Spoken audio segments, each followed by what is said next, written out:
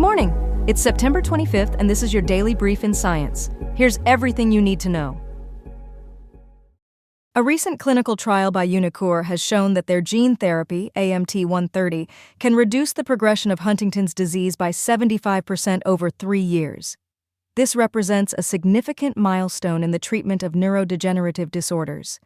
The therapy involves a complex brain surgery where a modified virus delivers DNA to lower levels of the toxic Huntingtin protein, which causes neuron death. While the procedure is intricate and lengthy, most adverse events related to it have been manageable and resolved without major issues. The trial indicates that early intervention could delay or halt disease progression, with some patients experiencing notable improvements, including returning to work and maintaining mobility longer. The positive results have led to a nearly 190% increase in UniQure's stock, reaching a 52-week high of $39.59. Analysts are overwhelmingly bullish, with 9 out of 11 rating the stock as a buy or strong buy, and price targets averaging between $37 and $40. The therapy was generally well tolerated, with adverse events primarily related to anesthesia and surgery. Regulatory approval in the U.S. is expected in early 2026, with plans to seek approval in Europe and the UK later. However, the procedure's complexity and costs may limit accessibility. UniQure's revenues remain modest, mainly from royalties, supported by substantial cash reserves and a $175 million non-dilutive loan. Despite ongoing challenges in the Huntington's field, the success of AMT-130 underscores the potential of gene therapy for neurodegenerative diseases and may encourage more at-risk individuals to pursue genetic testing. A concerning rise in drug-resistant bacteria in the U.S. is capturing attention, with infection rates of nightmare bacteria increasing nearly 70% from 2019 to 2023. These bacteria, carrying the NDM gene, are difficult to treat and resistant to only 2 costly antibiotics. The CDC warns that the actual number of cases is likely underestimated due to incomplete testing and reporting across many states and hospitals, leaving many carriers undetected. Early symptoms of these infections often mimic common illnesses, including urinary issues, fever, rapid heartbeat, and respiratory symptoms like cough and shortness of breath. Most cases occur in hospital settings, with around 12,700 infections and 1,100 deaths reported in 2020, earning the nickname nightmare bacteria because of their resistance and severity. The CDC emphasizes the need for specialized testing to quickly identify resistant genes such as NDM, which is vital for timely treatment and containment. Factors contributing to the rise include poor hand hygiene, inadequate cleaning, limited testing, and lack of detection tools, all delaying diagnosis and effective treatment. Globally, NDM bacteria are especially prevalent in South Asia, notably India and Pakistan, and vary across Europe, Africa, and Latin America, often linked to antibiotic overuse and poor sanitation. Environmental concerns are also emerging, with hotspots of beach bacteria and cases of rare flesh-eating bacteria highlighting broader health impacts. Previous reports, including one from June, documented rising NDM cases in New York City, and ongoing data from 2019 to 2024 suggest this is a growing national health issue. Experts warn that antibiotic-resistant bacteria pose a serious international threat, spreading through people, food, and animals, underscoring the need for global cooperation to address this escalating crisis. A new potential treatment option for HER2-positive metastatic breast cancer has shown promising results. The FDA has granted priority review to Enhertu combined with pertuzumab after positive Phase 3 trial outcomes. The DESTINY-Breast09 trial demonstrated a 44% reduction in disease progression or death and a median progression-free survival of over 3 years. Enhertu, already approved in more than 85 countries as a second-line therapy, might become a first-line treatment, potentially changing the standard of care. The trial reported an overall response rate of 85.1%, with 15.1% of patients achieving complete responses, nearly doubling the response seen with standard therapy. While adverse events were common, affecting 99.7% of patients.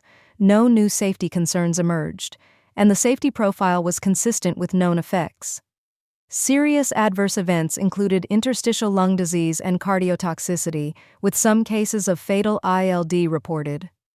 The combination nearly doubled the number of patients with no evidence of disease on imaging, increasing complete responses from 33 to 58. HER2-positive metastatic breast cancer affects 15 to 20% of metastatic cases, with around 10,000 patients treated annually in the U.S. in the first-line setting. The antibody-drug conjugate used in the therapy targets HER2-positive cells and delivers a topoisomerase I inhibitor payload designed to minimize systemic toxicity. These promising results suggest that Enhertu plus pertuzumab could soon set a new treatment standard, offering hope for improved outcomes in this challenging patient population. A new long-acting HIV prevention drug called lenacapavir is set to become more accessible and affordable in over 120 low- and middle-income countries by the year 2027. The drug, administered via injection twice a year, has shown promising trial results, including a 100% success rate. It has received approval from the US FDA and the European Commission and is supported by the WHO. Originally priced at $28,000 annually, plans aim to reduce the cost to just $40 per year. This reduction is facilitated by partnerships with Indian pharmaceutical companies like Dr. Reddy's Laboratories and Hetero, which will produce affordable generic versions. Funding from the Gates Foundation and collaborations with organizations such as UniTaid and the Clinton Health Access Initiative are key to expanding access. Despite these efforts, concerns remain about delayed access and limited coverage, especially in high-incidence countries not initially included. South Africa, which has nearly 8 million people living with HIV, exemplifies ongoing challenges. With support from volume guarantees, companies like Hetero plan to facilitate wider distribution, aiming to reach at least one African country by the end of the year 2025. Broader strategies are in place to end the HIV epidemic by making prevention options more affordable globally. The Gates Foundation has pledged over $80 million to support the market readiness and scale-up of generic lenacapavir. Initial manufacturing will occur in India, with plans to develop regional production to further reduce costs. Modeling suggests that increasing access to lenacapavir in just 4% of high-burden populations could prevent up to 20% of new HIV infections, highlighting its potential impact. A new pollution tracking system developed by Gore's Climate Trace Coalition is using advanced satellite technology and AI to identify air pollution sources at a neighborhood level across 2,500 cities worldwide. This system employs 300 satellites, 30,000 ground sensors, and AI to monitor over 137,000 pollution sources, including nearly 4,000 super emitters. The goal is to provide daily updates within a year. The data shows that both greenhouse gases and particulate pollution, such as soot, originate from fossil fuel combustion. Regions like Louisiana's Cancer Alley have emissions comparable to some nations. Karachi, Pakistan, has the highest population exposure to soot pollution, followed by cities like Guangzhou, Seoul, New York City, and Dhaka. Soot pollution is linked to health issues including cancer, heart disease, and neurological disorders, causing millions of deaths annually. The system aims to increase transparency by showing exactly who is emitting pollution. Gore's team plans to make real-time and long-term pollution trend data available daily within a year, with potential integration into weather and allergy apps.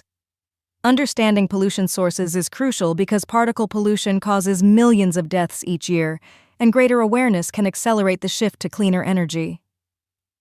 The project was inspired by Gore's experience observing pollution in Memphis, Tennessee, and seeks to make pollution data more precise and accessible. The data emphasizes that fossil fuel combustion is the common source of greenhouse gases and particulate pollution, with some regions ranking as high in emissions as entire nations. Gore highlights that understanding local pollution sources empowers communities to address air quality issues effectively. This has been your daily brief in science. To read more about these stories, follow the links in the episode bio. You can also subscribe to these updates via email at www.brief.news. For more daily podcasts about the topics you love, visit brief.news/podcasts. Tune in tomorrow. We'll be back with everything you need to know.